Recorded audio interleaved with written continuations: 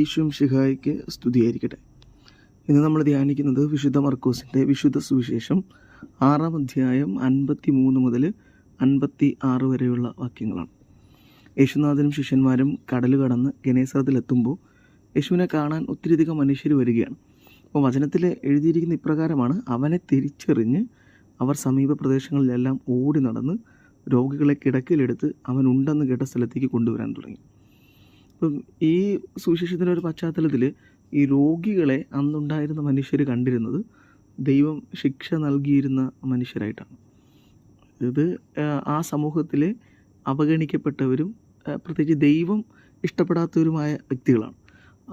ആ സമൂഹത്തിൽ അവിടെ ഉണ്ടായിരുന്ന ദൈവ മനുഷ്യരൊക്കെ ആകട്ടെ ഇവരൊക്കെ ഒത്തിരി അകറ്റി നിർത്തിയിരുന്നു. അവിടെയാണ് യേശുനാഥനെ തിരിച്ചറിഞ്ഞിട്ട് അവർ യേശുനാഥൻ്റെ അടുക്കിലേക്ക് ഓടിയെത്തിയെന്ന് നമ്മൾ വായിക്കുന്നത്. ഇവിടെ ക്രിസ്തുവിൽ നമുക്ക് മനസ്സിലാകുന്ന ഒരു ദൈവമുണ്ട്, ക്രിസ്തുവിൽ മനസ്സിലാകുന്ന ഒരു മനുഷ്യരൂപമുണ്ട്.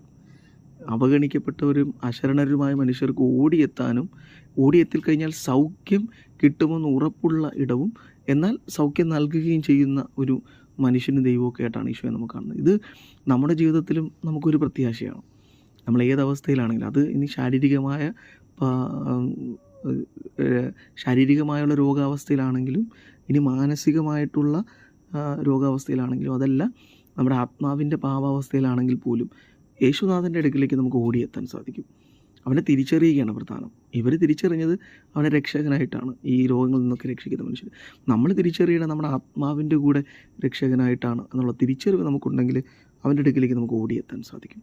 അവൻ നമ്മളെ സൗഖ്യപ്പെടുത്തുകയും ചെയ്യുന്നു. സുവിശേഷത്തിൽ നമ്മൾ കാണുന്നത് അവനെ സ്പർശിച്ചവരെല്ലാം സൗഖ്യപ്പെട്ടെന്നാണ്.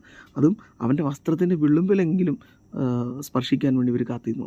അങ്ങനെ സ്പർശിച്ചവർ പോലും സൗഖ്യപ്പെട്ടതാണ്. അപ്പോൾ അവൻ സൗഖ്യം നൽകുന്ന ദൈവമാണ്. അവനെ തിരിച്ചറിയുകയാണ് പ്രധാനം. ഇത് തന്നെയാണ് യേശുനാഥൻ നമ്മളോടും പറയുന്നത്. നമ്മളും ഇതുപോലെ മനുഷ്യരെ സ്വീകരിക്കുന്ന നല്ല മനുഷ്യരായി മാറണം.